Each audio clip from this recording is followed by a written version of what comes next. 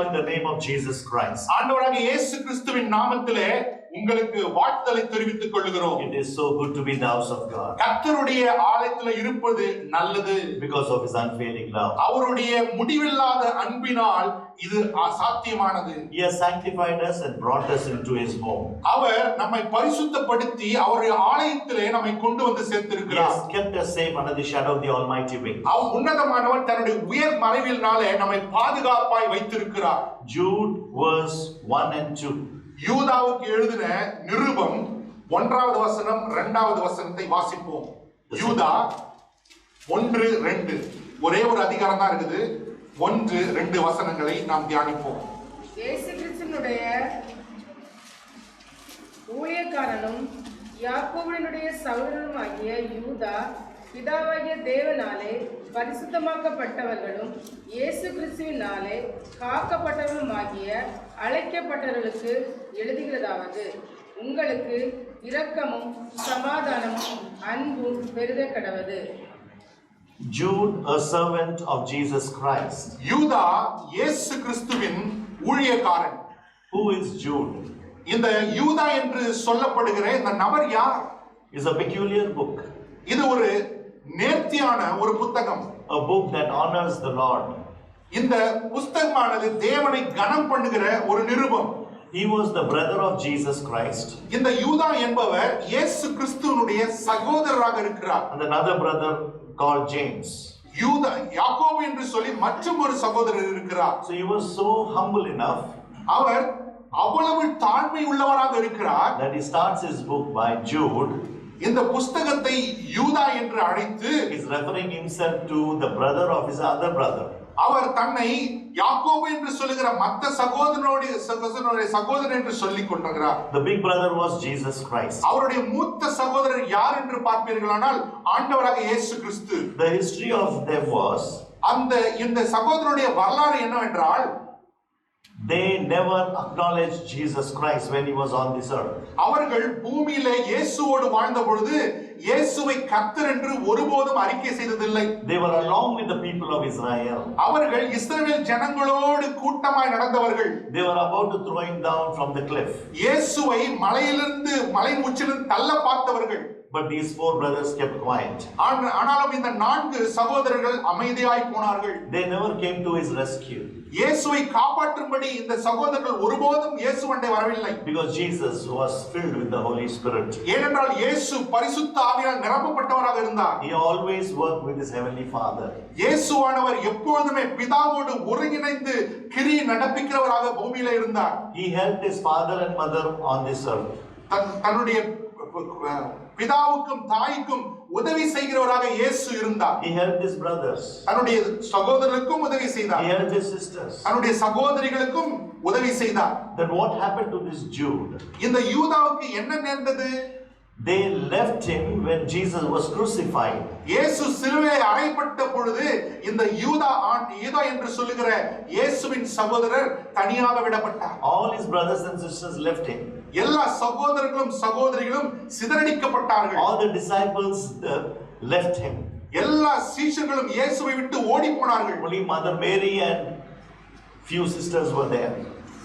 இயேசுவினுடைய தாயாக மரியாளும் மற்ற சகோதரிகள் மாத்திரமே இயேசுவின் சிலுவை அண்டையில் இருந்தார்கள். Now how did he come into this Bible? இந்த யூதா எனப்பட்ட இயேசுவின் சகோதரர் எப்படி வேதத்திலே இடம் பெற்றார்? How did he write this book? எப்படி எந்த தாக்கத்தினாலே அவர் இந்த வேதத்தை எழுதினார்? To whom he is writing? யாருக்கு இவர் இந்த நிருபத்தை எழுதுகிறார்? When the Holy Spirit fell upon the 120, பரிசுத்த ஆவியானவர் அந்த மேல் வீட்டறையில் இருந்த 120 பேர் மேல் பொழிந்தருளப்பட்ட பொழுது, when the Holy Spirit came into them, பரிசுத்த ஆவியானவர் அவர்களுக்குள்ளாக பிரவேசித்த பொழுது their whole outlook changed. அவருடைய முழுமையும் மாறி போனது. Their whole thinking changed. அவருடைய யோசனைகளும் சிந்தைகளும் மாறி போனது. Their way of functioning changed. அவர்கள் செயல்படுகிற விதமும் மாறி போனது. They were fishers of men. அவர்கள் மீன்களை பிடிக்கிறவர்களாக இருந்தார்கள். They were fishers of men. அவர்கள் மனிதர்களை பிடிக்கிறவர்களாக இருந்தார்கள். As Jesus told them. இயேசு சொன்ன பிரகாரம் அவர்கள் மனிதர்களை பிடிக்கிறவர்களாக இருந்தார்கள். But before the Holy Spirit came, they went fishing. ஆனால் பரிசுத்த ஆவியானவர் ஊற்றப்படுவதற்கு முன்பாக மறுபடியும் மீன் பிடிப்பதற்கு அவர்கள் போய்விட்டார்கள். Again, when Jesus rose again, இயேசு மறுபடியும் உயிர்த்தெழுந்த பின்பு they were going fishing. அவர்கள் மீன் பிடிக்க போய்விட்டார்கள். Then again Jesus have to reinstate them. இயேசு மறுபடியும் அவர்களை சந்தித்து மறுபடியும் அழைத்த அழைப்பை அவர்களுக்கு உறுதிப்படுத்தினார். Make them remember their work. அவர்களுக்கு தான் கொடுத்த பணியை குறித்து அவர்களுக்கு ஞாபகப்படுத்தினார். Make them understand what was their purpose. அவர்களுக்கு தேவனுடைய நோக்கம் என்ன, சித்தம் என்ன என்பதை அந்த சீஷர்களுக்கு இயேசு மறுபடியும் ஞாபகப்படுத்தினார். Why did God call them? ஏன் தேவன் அவர்களை அழைத்தார்? Why God chose them? ஏன் தேவன் அவர்களை தெரிந்து கொண்டார்? So when the Holy Spirit came upon each of them, பரிசுத்த ஆவியானவர் அவர்கள் எல்லோரும் மேலும் பொழிந்தருளப்பட்ட பொழுது their understanding changed. அவருடைய புரிந்து கொள்கிற தன்மையானது மாறி போனது. They understood what Jesus was telling them for 3.5 years. அந்த 3.5 வருடங்கள் இயேசுவானவர் என்ன சொல்லிக் கொண்டார் என்பதை பரிசுத்த ஆவியானவர் அபிஷேகத்தை பெற்றுக்கொண்ட பிறகு தெளிவாக புரிந்து கொண்டார்கள். Because the Holy Spirit taught them all the deep things of God. ஏனென்றால் பரிசுத்த ஆவியானவர் தேவனுடைய ஆழமான காரியங்களை எல்லாவற்றையும் அவர்களுக்கு போதித்தார். So when the Spirit of God enabled Jude, இந்த பரிசுத்த ஆவியானவர் யூதாவை அவர் பலப்படுத்தி, when he met Jude, பரிசுத்த ஆவியானவர் யூதாவை சந்தித்த பொழுது his whole concept changed.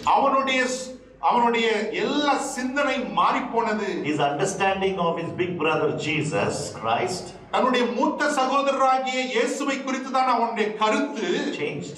முற்றிலுமாக மாறி போனது. He understood now who this Jesus Christ was.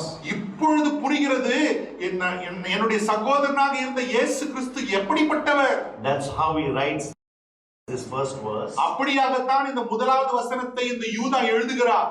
Jude, யூதா, comma, there's only one person there. அங்க ஒரு நபரை குறித்துதாக காரியம் எழுதப்பட்டிருக்கிறது. A servant of Jesus Christ. இயேசு கிறிஸ்துவின் ஊழியக்காரன். Servant. அடிமை. He's not referring himself as the brother of Jesus Christ. இந்த இடத்துல இயேசு என்னுடைய சகோதரன் என்று குறிப்பிடாமல் இயேசுவின் ஊழியக்காரன், வேலைக்காரன் என்று தன்னை அறிமுகப்படுத்திக் கொள்கிறார். If you happen to encounter or meet a big person or the principal or somebody big, or we get some big lump of allowances from someone, நம்முடைய வாழ்க்கையில நம்மை பார்க்கிலும் பதவியில, அந்தஸ்துல நம்மை விட அதிகமாக உயரத்தில் இருக்கிறவர்களை நாம் சந்திக்கும் பொழுதோ, இல்ல ஒரு நல்ல ஒரு பெரிய மனிதரிடத்தில் வெகுமானங்களை பெற்றுக் கொள்ளும் பொழுதோ, we go with him. நாம் அவரோடு சேர்ந்து போய் விடுகிறோம். But here Jude, what he says, ஆனா இங்க யூதா என்ன சொல்லுகிறார்? a servant of Jesus Christ. நான் இயேசு கிறிஸ்துவினுடைய ஊழியக்காரன். Can you imagine his big brother is son of God? கொஞ்சம் யோசித்து பாருங்கள், யூதாவினுடைய மூத்த சகோதரன் தேவனுடைய குமாரனாக இருந்திருக்கிறார். நமக்கு 4 வசனம் தெரிஞ்சிட்டா போதும். நமக்கு if we come to know 4 verses enough, we will be flying. நம்ம பறப்போம். நம்ம let us be humble like Jude. நம்ம யூதாவை போல தாழ்மையுள்ள மனப்பான்மை. He is referring himself as a servant of Jesus Christ. அவர் தன்னைத்தானே இயேசு கிறிஸ்துவின் ஊழியக்காரன் என்று அறிமுகப்படுத்திக் கொள்கிறார். And still is getting into that humility. அவர் இன்னுமாக கூட தன்னை தாழ்த்தி அந்த தாழ்வு மனப்பான்மைக்குள்ள போகிறார். And the brother of James. நான் யாக்கோபினுடைய சகோதரன் என்று தன்னை அறிமுகப்படுத்துகிறார். He is referring Jesus Christ as someone big. இயேசு கிறிஸ்துவை ஒரு பெரிய நபர் என்று சொல்லி இந்த இடத்துல அவர் அறிமுகப்படுத்துகிறார். Are we honoring our Lord Jesus Christ like this? நம்ம யூதா எப்படி இயேசுவை கனம் பண்ணுகிறாரோ அதே போல நம்முடைய வாழ்க்கையில இயேசுவை நாம் கனம் செய்கிறோமா? To those who have been called, அழைக்கப்பட்டவர்கள், those who have been called by the Father, பிதாவினால் அழைக்கப்பட்டவர்களுக்கு, and kept by Jesus Christ, குமாரனாகிய கிறிஸ்துவினாலே காக்கப்பட்டவர்களாக இருக்கு, kept by Jesus Christ, காக்கப்பட்டவர்களுமாகிய, Father called, பிதாவானவர் அழைக்கிறார், and Jesus kept. இயேசுவானவர் காக்கிறார். Can you understand 2 different works here? 2 விதமான கிரியைகளை இங்கு நாம் காண்கிறோம். Father called, நம்முடைய பிதாவாகிய தேவன் நம்மை அழைத்தார், and Jesus kept. இயேசு நம்மை பாதுகாக்கிறார், and we keep ourselves. நாம் நம்மை நாமே காத்துக் கொள்கிறோம். These are the 3 points for today. இது இந்த நாளுடைய 3 காரியங்கள் இதுதான். Father called, பிதாவானவர் அழைக்கிறார், kept by Jesus Christ, இயேசு கிறிஸ்துவினால் காக்கப்படுகிறோம், and we keep ourselves on. நாம் தொடர்ந்து நம்மை நாமே அவருக்காக வைத்துக் கொள்கிறோம். For our little understanding, நம்முடைய புரிந்து கொள்ளுதலுக்காக turn to John chapter 10, யோவான் 10ஆம் அதிகாரத்துக்கு நேராக நாம் திருப்பிக் கொள்வோம். 27 to 30. யோவான் 10:27 இருந்து 30 வரைக்கும் வசனங்களை வாசிப்போம். Jesus beautifully describes this. இயேசு அருமையாக இந்த உறவை குறித்து விவரிக்கிறார். என் ஆடுகள் என் சத்தத்திற்கு செவி கொடுக்கிறது, நான் அவைகளை அறிந்திருக்கிறேன், அவைகள் எனக்கு பின் செல்கிறது, நான் அவைகளுக்கு நித்திய ஜீவனை கொடுக்கிறேன், அவைகள் ஒரு காலம் கெட்டு போவதில்லை, ஒருவனும் அவைகளை என் கையிலிருந்து பறித்துக் கொள்வதும் இல்லை. அவைகளை எனக்கு தந்த என் பிதா எல்லாரிலும் பெரியவராய் இருக்கிறார், அவைகளை என் பிதாவின் கையிலிருந்து பறித்துக் கொள்ள ஒருவனாலும் கூடாது. Amen. Amen. Shall we go from 30, 29, 28, 27? I will read, then we will understand very clearly. நம்ம கீழ இருந்து படிக்கலாம். 30, 29, 28 இருந்து அப்படி நம்ம படிக்கலாம். இந்த 30வது வசனத்தை நான் வாசிக்கிறேன். I and the Father are one. நானும் என் பிதாவும் ஒன்றாக இருக்கிறோம். God the Father, God the Son, and God the Holy Spirit. பிதாவாகிய தேவன், பிதாவாகிய குமாரன், பிதாவாகிய பரிசுத்த ஆவியானவர். No three different gods. மூன்று தேவர்கள் அல்ல. One God, ஒரே தேவன், with three different works and purposes. மூன்று விதமான கிரியைகளோடு கூட நோக்கங்களோடு இருக்கிறார். They are living. அவர்கள் ஜீவிக்கிறார்கள். God the Father, பிதாவாகிய தேவன், God the Son, பிதாவாகிய குமாரன், and God the Holy Spirit. பிதாவாகிய ஆவியானவர். The life of God is the Holy Spirit. தேவனுடைய ஆவி என்று சொல்லப்படுவது பரிசுத்த ஆவியானவர். The wisdom of God is the Son Jesus Christ. தேவனுடைய ஞானம் என்று சொல்லப்படுகிறவர் ஆண்டவராகிய இயேசு கிறிஸ்து. So from God he became God the Father. தேவனாகிய இருந்தவர் பிதாவாகிய தேவனானார். As the Son of God, குமாரனானார். he came into this world அவர் இந்த பூமியில வந்து as a son of man called Jesus Christ.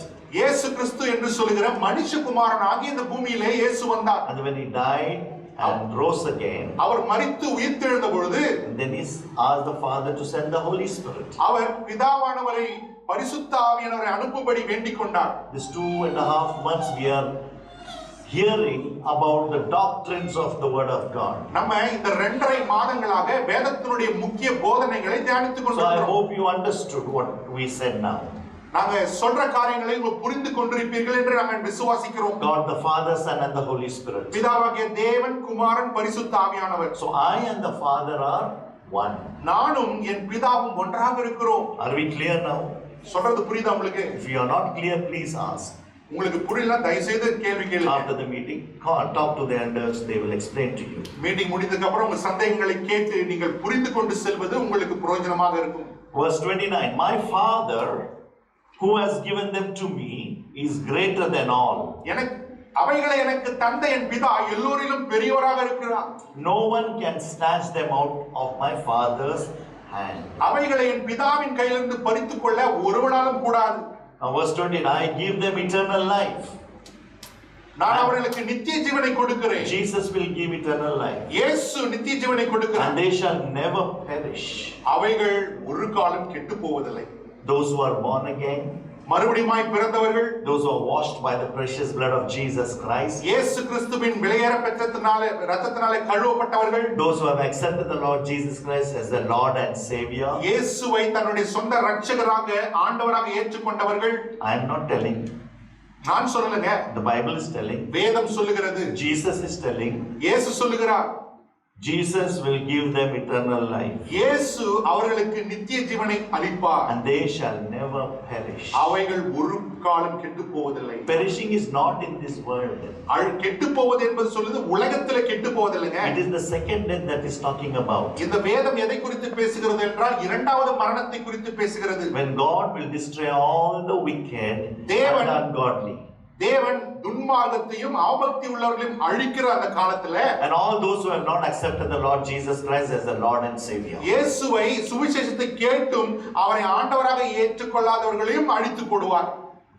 Verse 27, my sheep listen to my voice. 27வது வசனம் சொல்லுகிறது, என் ஆடுகள் என் சத்தத்துக்கு செவி கொடுக்கிறது.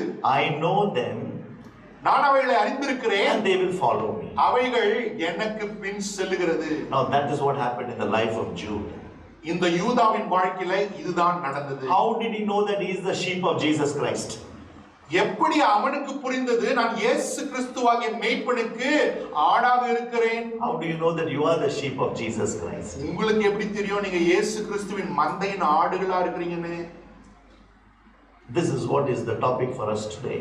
இந்த நாளில இந்த சத்தியத்தை தான் நாம் கற்றுக்கொள்ள போகிறோம். What is your purpose on this earth? இந்த பூமியில உங்களுடைய நோக்கம் என்னங்க? Jude understood his purpose. யூதா தன்னுடைய வாழ்வின் நோக்கத்தை புரிந்து கொண்டான். He did not say that I am the smaller brother of Jesus Christ. அவன் இயேசுவினுடைய சின்ன தம்பி என்று அவன் சொல்லிக் கொள்ளவில்லை. He understood much greater work that he has on this earth. அவன் தேவன் தனக்கு வைத்திருக்கிற மகா பெரிய கிரியையினுடைய நோக்கத்தை அவன் புரிந்து கொண்டான். He was trying to push Jesus also from the cliff. He was one of them. அந்த இயேசுவை மலை உச்சியிலிருந்து தள்ளுகிற அந்த கூட்டத்திலே யூதாவும் ஒரு மனிதனாக நின்று கொண்டிருந்தான். Because he was like the people of Israel. ஏனென்றால் அவனும் இஸ்ரவேல் ஜனத்தின் மனப்பான்மையோடு கூட இருந்தான். They did not believe Jesus. அந்த இஸ்ரவேல் ஜனங்கள் இயேசுவை விசுவாசிக்கவில்லை. Now how did he come to know this? அப்படி இருந்த இந்த யூதாவுக்கு எப்படி புரிந்தது? Those who met Jesus Christ, இயேசுவை யாரெல்லாம் சந்தித்தார்களோ he showed them the way. அவர்களுக்கு அவர் தன் வழியை Because Jesus is the way, the truth and the life. ஏனென்றால் அவரே இயேசுவே வழியும் சத்தியம் ஜீவனமாக இருக்கிறார். Accept the Lord Jesus Christ. இயேசுவை உங்கள் ஆண்டவராக ஏற்றுக்கொள்ளுங்கள். You and your household will be saved. நீங்களும் உங்கள் வீட்டாரும் ரட்சிக்கப்படுவீர்கள். You will not be perished. நீங்கள் கெட்டுப் போவதில்லை. Now how did he understood what work God gave him? இப்போ இந்த யூதாவுக்கு தேவன் எனக்கு என்ன பணி கொடுத்தார் என்பதை எப்படி புரிந்து கொண்டான்? When we read the whole 24 verses, நம்ம இந்த 24 வசனங்களை இந்த நிருபத்திலிருந்து வாசிக்கும் பொழுது you will understand the purpose of Jude. நீங்க புரிந்து கொள்வீர்கள் தேவன் யூதாவுக்கு கொடுத்த நோக்கம் என்னவென்று. I know you're thinking I said 24, not 25. நான் சொன்ன உங்களுக்கு 24 வசனங்கள். Very smart you are. நீங்க ரொம்ப புத்தியுள்ளவர்களாக He இருக்கிறீர்கள். started as a servant அவன் வேலைக்காரனாக ஊழியத்தை ஆரம்பித்தான். to the only God our Savior. ஒரே ரட்சகராகிய இயேசு கிறிஸ்து. Did you catch that verse? அந்த வசனத்தை பிடித்துக் கொண்டீர்களா? He didn't see or say who he was. இந்த யூதா என்ற இயேசுனுடைய சகோதரர் நான் எப்படிப்பட்டவன் நான் யார் என்று தன்னை குறித்து பேசாமல் He just saw Jesus Christ, his big brother, as the only God. தன்னுடைய மூத்த சகோதரராக பிறந்த இயேசுவை அவரே உன்னதமான தேவன் என்று கண்டான். அல்லேலூயா, அல்லேலூயா. ஒரு ஆமென் இல்லையா? ஒரு ஆமென் கூட சொல்ல மாட்டீங்களா? If you say amen, then we are getting excited. ஆமென். நீங்க ஆமென் சொன்னீங்களா உற்சாகமா இருக்கும். And God will be happy. தேவன் சந்தோஷப்படுவார். If he is really a God, you will say amen. அவர் நிச்சயமாவே உங்க தேவன் இருந்தீங்கன்னா சத்தியத்துக்கு எப்பவுமே ஆமென் சொல்லுவீங்க. Amen or amen. கை உயர்த்தினா எல்லாருக்கும் சந்தோஷமா இருக்கும். அல்லேலூயா. ஒரு எக்ஸசைஸ் தானே. நல்லா அல்லேலூயா சொன்னா ஃப்ரோஷன் ஷோல்டர் வராது. அல்லேலூயா யார் சொல்றாங்களோ அவங்களுக்கு வந்து சுளுக்கு பிடிக்காதுங்க. ஃப்ரோஷன் நல்லா கை தட்டணும். எல்லா கரங்களை தட்டுறவங்களுக்கு கரம் நல்லா ஸ்ட்ராங். 1 hour தட்டிங்க வச்சுக்கோங்களேன். நல்லா கரத்தை 1 hour ஆண்டவருக்காக தட்டினீங்க வச்சுங்களேன். ஆமென். அல்லேலூயா. Thank you. நம்ம பாஸ்டர். say thank God.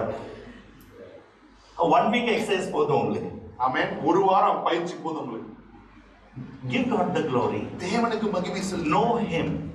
அவரை அறிந்து கொள்ளுங்கள். Who is he? அவர் எப்படிப்பட்டவர் என்பதை அறிந்து கொள்ளுங்கள். So when he writes to the only God our Savior, ஒரே தேவனும் இரட்சகருமாகிய தேவனுக்கு before all ages, எல்லா காலங்களிலும் before all ages, எல்லா காலங்களுக்கு முன்பாகவும் and now இப்பொழுதும் and forever, வரப்போற காலங்களுக்கும் அவருக்கே மகிமை உண்டாவதாக. Amen. ஆமென். God called him. தேவன் அவரை அழைத்து, The Father called him. பிதாவானவர் யூதாவை அழைத்து, Kept by Jesus Christ, கிறிஸ்துவினால் காக்கப்பட்டு, and we keep ourselves. நாம் நம்மை நாமே அவருக்காக வைத்துக் கொள்கிறோம். He kept me. அவர் என்னை பாதுகாக்கிறார். He kept me. அல்லேலூயா. அவர் என்னை பாதுகாக்கிறார். He kept me. சொல்லுங்க பார்க்கலாம். அவர் என்னை பாதுகாக்கிறார். He kept me. அவர் என்னை பாதுகாக்கிறார். He kept me. அவர் என்னை காக்கிறார். He kept me. அவர் என்னை பாதுகாக்கிறார். Father called. பிதாவானவர் அழைத்தார். Father chose me. பிதாவானவர் தெரிந்து கொண்டார். That's why I accepted the Lord Jesus Christ. பிதாவானவர் என்னை தெரிந்து கொண்டபடியினால் தான் இயேசுவே ஆண்டவர் என்று என்னால் ஏற்றுக்கொள்ள முடிந்தது. Children, catch this, very important at your age. வாலிப பிள்ளைகளே இது நல்லா பிடித்துக் கொள்ளுங்கள். God kept me. தேவன் என்னை காப்பாற்றியிருக்கிறார். and He's keeping me now. தொடர்ந்து என்னை காக்கிறார். Because we have accepted the Lord Jesus Christ. ஏனென்றால் நம்ம ஆண்டவரை இயேசுவை என்னுடைய ஆண்டவராக ஏற்றுக்கொண்டிருக்கிறோம். Because you're reading the Bible and praying. நீங்க தினமும் வேதத்தை வாசித்து ஜெபிக்கிறபடியினால All it needs is தேவையானது ஒன்றே ஒன்றுதான். confess with your mouth உங்கள் வாயினால் அறிக்கை செய்து that Jesus is the living God. இயேசுவே ஜீவிக்கிற தேவன் என்று வாயினால் அறிக்கை செய்து Accept me as a sinner, O Lord. ஆண்டவரே பாவி என்று சொல்லி என்னை உம் பட்சத்தில் ஏற்றுக்கொள்ளும். Then He will come into your heart. அவர் உங்கள் உள்ளத்திலே வருவார். In faith. விசுவாசத்தில் உங்கள் உள்ளத்திலே The வருவார். Holy Spirit will come into you. ஆவியானவர் உங்களுக்குள் வருவார். And then you are a new creation. அப்பொழுது நீங்கள் புது சிருஷ்டியாய் மாறுவீர்கள். All the old has passed away. பழையனெல்லாம் கழிந்து போய்விடும். Memory remains. பழையனை குறித்த அந்த நினைவுகள் இருக்கும். What all we did remains. என்னெல்லாம் நம்ம பண்ணணுமோ அது இருக்கும். What all we did not do also will remain. எதெல்லாம் நம்ம செய்ய வேண்டுமோ அதை செய்யல இல்லையா அதெல்லாம் நினைவு இருக்கும். But now it doesn't matter. ஆனா அதெல்லாம் நமக்கு ஒரு பொருட்டே கிடையாது. For me to live is Christ alone. ஆனால் இப்பொழுது வாழ்வது கிறிஸ்துவுக்காக. And I want to read the Bible. நான் வேதத்தை I வாசிக்க want to pray. நான் ஜெபிக்க வேண்டும். I want to go to the house of நான் God. தேவனுடைய ஆலயத்துக்கு போகணும். I want to be with the children of நான் God. தேவனுடைய பிள்ளைகளோடு இருக்கணுங்க. That's the reason He kept you. அதனால தேவன் நம்மை And பாதுகாத்திருக்கிறார். then what purpose did He give you? உங்களுக்கு பாதுகாத்தது மாத்திரமல்ல உங்களுக்கு அவர் வைத்திருக்கிற நோக்கம் என்ன? What are you doing now? என்ன அவருக்காக நீங்க என்னங்க செய்றீங்க? What am I doing? நான் என்ன பண்றேன் ஆண்டவருக்காக? Going for work. வேலைக்கு போறேன். Thank God for the brothers got their job. கர்த்தருக்கு ஸ்தோத்திரம். இந்த வாலிப பிள்ளைகளுக்கெல்லாம் வேலை கிடைச்சிருக்கு. Praise God. Amen. Hallelujah. Hallelujah. Yeah. Then கல்யாணம் இருக்கும். கல்யாணம் ஆயிடுச்சு. And then build a house. வீடு கட்டியாச்சு. சிலவங்க கட்டிட்டு கல்யாணம் பண்ணிடுறாங்க. Hallelujah. Some people Praise build the God. house first and then marry. And that, thank God, that's very good. அது ரொம்ப நல்லது. ஹீரோ மாதிரி வாழ்றோம் எல்லாரும். Hallelujah. Everybody has to live like a hero. Hero மாதிரி எல்லாம் all the characters were hero. பைபிள்ல பாத்தீங்கன்னா எல்லா கதாபாத்திரங்களும் அவதான் ஹீரோங்க. Because they zero themselves. ஏனென்றால் அவர்கள் தாங்களை வெறுமையாக்கி கொண்டார்கள். And then they understood what is God's purpose for me. அவர் தாங்களை வெறுமையாக்கி கொண்ட போதுதான் புரிந்தது தேவனுடைய நோக்கம் சித்தம் என்னுடைய வாழ்க்கையில என்ன. So once they understood what God has given that plan as a called being, அவர்கள் தேவன் என்னை அழைத்திருக்கிறார் முன்குறித்திருக்கிறார் என்ற அந்த நோக்கத்தை புரிந்து கொள்கிற பட்சத்துல so they didn't have anything to do with the world. உலகத்தோடு செய்வதற்கான காரியம் ஒண்ணுமே இல்லை. For them it was the purpose of God. அவர்களுக்கு முன்பாக இருப்பதெல்லாம் தேவனுக்காக என்னங்க செய்யணும். So doesn't mean that they should not build or buy or become big. அப்படின்னா வந்து வீடு கட்டக்கூடாது, கல்யாணம் பண்ணக்கூடாது, வேலை செய்யக்கூடாது, அப்படி அல்ல. No.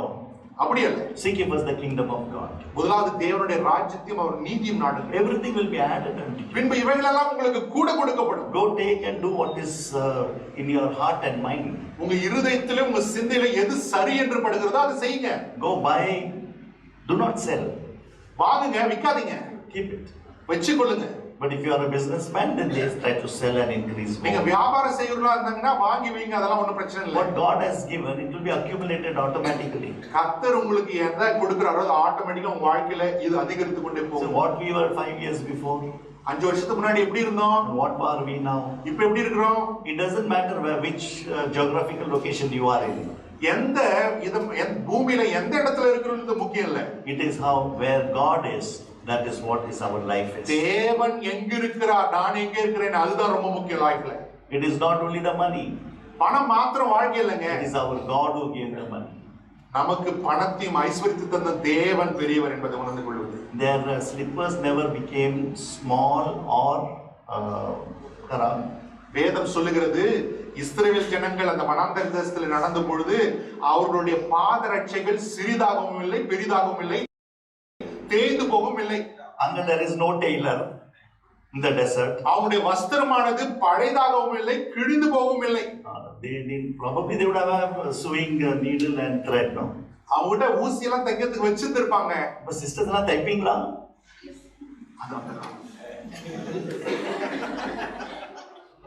God blessed them.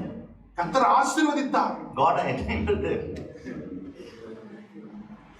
Because they are in that blessing mode. அதனால ஏனென்றால் அவர்கள் ஆசீர்வாதத்தின் வாய்க்காலுக்குள்ளா இருக்கிறார்கள். Because they gave themselves to the Lord. ஏனென்றால் அவர்கள் முற்றிலுமாக தங்களை தேவனுக்கு ஒப்பு கொடுத்து விட்டார்கள். Jude understood what God has planned for him. யூதா தேவன் தனக்கு வைத்திருக்கிற நோக்கம் என்ன, திட்டம் என்ன என்பதை தெளிவாக புரிந்து When கொண்டான். you read these 24 verses, இந்த நிருபத்தில் இருக்கிற 24 வசனங்களை நீங்கள் தியானம் பண்ணினால் the entire Bible is summed up in that 24 verses. இந்த வேதத்தில் இருக்கிற முழு சத்தியங்களும் இந்த 24 வசனங்களில சுருக்கமாக எழுதப்பட்டிருக்கிறது. Each word, ஒவ்வொரு வார்த்தையும், each phrase, ஒவ்வொரு வியாக்கியானமும், each sentence ஒவ்வொரு அந்த வரிகளும் will give you explanation in the Bible.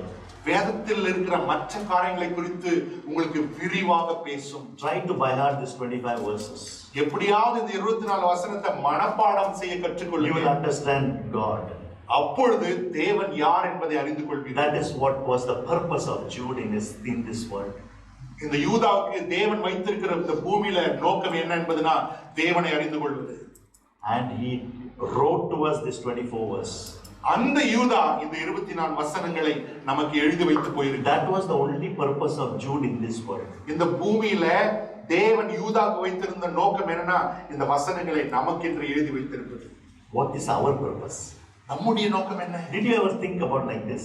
எப்பாவது நீங்க யோசித்திருக்கீங்களா, ஆண்டவரே எனக்கு நீங்க வைத்திருக்கிற நோக்கம் என்ன?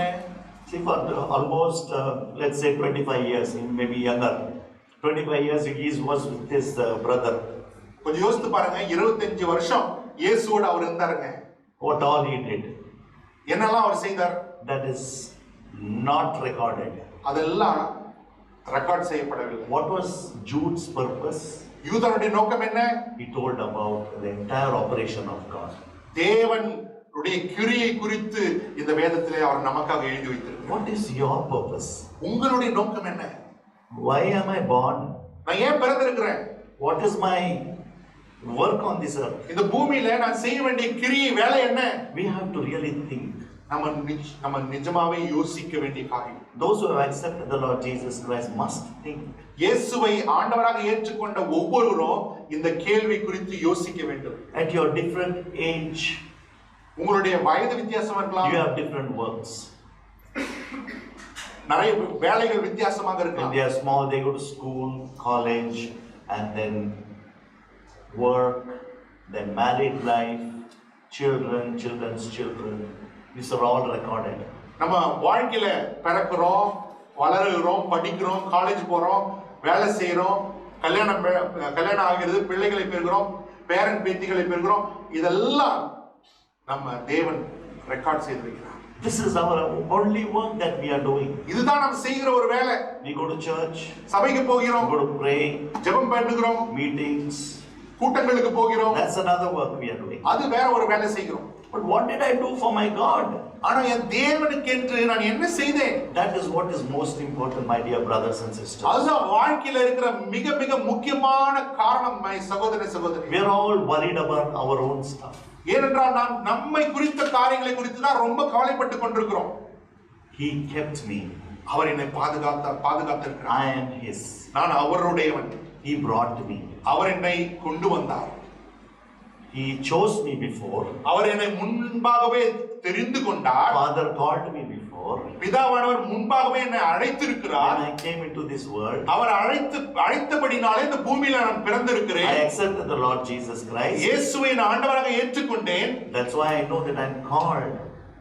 அது நிமித்தம் தான் நான் சொல்லுகிறேன், தேவனால நான் அழைக்கப்பட்டிருக்கிறேன். I'm foreordained before the foundation of the earth. உலகத்தின் அஸ்திபாரம் ஏற்படுவதற்கு முன்பாகவே தேவன் என்னை முன்குறித்திருக்கிறார். In one of the atom of the molecule of the dust, அந்த ஆட்டம் என்று சொல்லுகிற அதனுடைய ஒரு துளி, according to Psalm 139, சங்கீதம் 139 சொல்லுகிறபடி, he saw my unformed body. அவர் நான் உருவாவதற்கு முன்பாகவே என் அவைகளை எல்லாவற்றையும் அவர் கண்டிருக்கிறார். அல்லேலூயா. In one of the dust he created. அந்த துகள்களின் ஒரு துகள் இருந்து என்னை தேவன் உண்டாக்கி இருக்கிறார். Such a great honor God has given to us. Amen. ஆமென். அல்லேலூயா. தேவன் அப்படிப்பட்ட ஒரு கனத்தை நமக்கு கொடுத்திருக்கிறார். So how can we live a cheaper life? இப்படி மகத்துவமான நோக்கம் கொண்டிருக்கிற நாம் எப்படி இப்படி கீழ்த்தரமான வாழ்க்கை இந்த பூமியில வாழ்வது? How can we live a crying life? எப்படி அழுகையோடு நிறைந்த ஒரு வாழ்க்கை நாம் வாழ்வது? How can we live as a cryptocurrency life? எப்படி நாம் இந்த உலகத்துக்கு ஒத்த வேஷம் தரித்த வாழ்க்கை வாழ்வது? How are we living now? எப்படி நம்ம வாழ்கிறோம்? We are more than conquerors. நாம் முற்றிலும் ஜெயம் கொள்ளுகிறவர்களாக கிறிஸ்துவுக்குள் We இருக்கிறோம். are called by God. நாம் தேவனால் அழைக்கப்பட்டிருக்கிறோம். அல்லேலூயா. Nobody has the authority to touch me. நம்மை தொடுவதற்கு ஒருவனுக்கும் அதிகாரம் இல்லை. They have to touch the Father, Son and the Holy Spirit. பிதாவும் குமாரனும் பரிசுத்த ஆவியும் தொட்ட பிறகுதான் ஒருவன் என்னை தொட முடியும். And then we are given the power. அதற்கு மேலாக நமக்கு தேவன் வல்லமை கொடுத்திருக்கிறார். We have the power of the church. நம்ம சபையினுடைய வல்லமை உடையவர்களாக இருக்கிறோம். We have the power of the pastors, preachers and lay people, man of God, women of God around us. நம்மை சுற்றிலும் தேவ மனிதர்கள், போதகர்கள், முதிர்ந்தவர்களுடைய ஜெபங்களும் அவருடைய தாங்குதலுங்களோடு கூட இருக்கிற பலம் நமக்குள் உண்டு. How can anybody rule our life? நம்முடைய வாழ்க்கையை மற்றவர்கள் எப்படி ஆளுகை செய்ய முடியும்? When we understand the purpose of God, நாம் தேவனுடைய நோக்கத்தை அறிந்து கொள்ளும் பொழுது, it is my God I have to honor. என் தேவனை மாத்திரமே நான் கனம் செய்ய It வேண்டும். is my husband I have to honor second. அதுக்கு தேவனுக்கு பின்பாக நான் கனம் செய்ய வேண்டியது என்னுடைய கணவர். It's my wife that I have to honor her the second. தேவனுக்கு பின்பாக நான் கனம் பண்ண வேண்டியது என்னுடைய மனைவி. Don't think my wife is not here today. என்னுடைய மனைவி இங்க இல்ல, அவங்க இருக்கிறாங்க, அவங்க பார்த்து கொண்டிருக்கிறாங்க. But she will also say the same thing. அவங்க கிட்ட கேட்டீங்கன்னா அவங்களே இதை சொல்லுவாங்க, ஃபர்ஸ்ட் ஏசப்பா அப்புறம் தான் நீங்க. Because God kept us, ஏனென்றால் தேவன் நம்மை பாதுகாத்திருக்கிறார். we belong to Him only. நாம் அவருக்கு மாத்திரமே For உரித்தானவர்கள். a passing life, 70, 80 if we have the strength. இந்த கடந்து போகிற இந்த 70, 80 வருடங்கள் வாழ்க்கை, இந்த மனுஷி கூட தான் வாழணும். we have to live with this man and this woman. That is not the life. அது வாழ்க்கை இல்லைங்க. Live in Christ Jesus. கிறிஸ்துவுக்குள் வாழ கற்றுக்கொள்ளுங்கள். Understand the purpose of God in your life. தேவனுடைய நோக்கம் உங்கள் வாழ்க்கையில என்ன என்பதை புரிந்து கொள்ளுங்கள். Start praying, Lord, what plan you have for me? ஜெபிக்க ஆரம்பிங்க. ஆண்டவரே, என் வாழ்க்கையில நீங்க வச்சிருக்கிற நோக்கம் என்ன? ஷர்ட் வாங்கணும்னா காட்ஸ் வில் கேக்குறீங்க. ஷர்ட் வாங்கணும்னா காட்ஸ் வில் கேக்குறாங்க. நம்ம ஷர்ட் வாங்கினா என்ன பண்றோம்? ஆண்டவரே, நல்ல சட்டை ஒன்று கொடுங்க, உங்க சித்தமா இது கொடுங்கன்னு சொல்றோம். பையன் பொண்ணு கேக்குற டைம்ல, ஆனா பையன் பொண்ணு கேக்குற டைம்ல என்ன? when you அப்பவும் கேட்போம். அப்போ சொல்றேன், when that time also we are praying, Lord, let your will be done. But Lord, what is your will and plan works that I should do on this earth? ஆனா ஆண்டவரே, இந்த வாழ்க்கையில நான் செய்வதற்கென்று நீ முன்குறித்திருக்கிற நோக்கம் என்ன, சித்தம் என்ன என்பதை கேட்கிறோமா? I'm talking to believers. நான் விசுவாசிகளாகிய உங்களோடு பேசிக் I'm கொண்டிருக்கிறேன். talking to believers. தேவனுடைய பிள்ளைகளாகிய உங்களோடு நான் பேசிக் I கொண்டிருக்கிறேன். hope you will not get angry with me. நீங்க என் மேல கோபம் அடைய மாட்டீங்கன்னு நினைக்கிறேன். But if you get anger, you will sin. அல்லேலூயா. ஆனா என் மேல நீங்க கோபப்பட்டீங்கன்னா நீங்க தான் பாவம் செய்றீங்க. ஆனா ஆண்டவர் சொல்றாரு, So let us all be joyful in the Lord. அதனால இந்த நாள் காலைவேளை கர்த்தருக்குள் சந்தோஷமா இருங்க. Because you are good people. ஏனென்றால் நீங்க ரொம்ப நல்லவங்க. அல்ல உங்களை பத்தி தான் சொல்றோம். Transform our thinking. உங்கள் யோசிக்கிற விதத்தை மறுரூபமாக்கிக் கொள்ளுங்கள். I am His prisoner. நான் அவருடைய கைதியாக இருக்கிறேன். I am His prisoner.